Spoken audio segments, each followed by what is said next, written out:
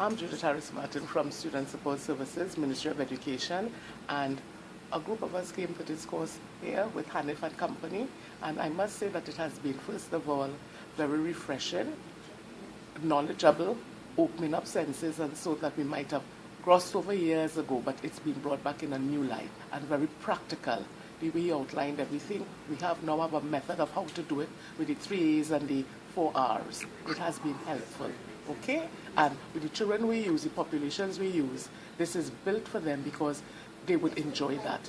Because we work with the depressed children, at-risk children in schools, usually very, very, very poor and unsettled and so on. This is a kind of thing that was tailor-made for them because of their lifestyle. If nothing else, it was very easy to remember the 3 A's and the 4 R's. And just also to realize that it is excellent for use in our areas of work because it was high in information content, high in reproducibility, okay, high in applicability and relevance, okay, and for that we say thank you and high five. High five.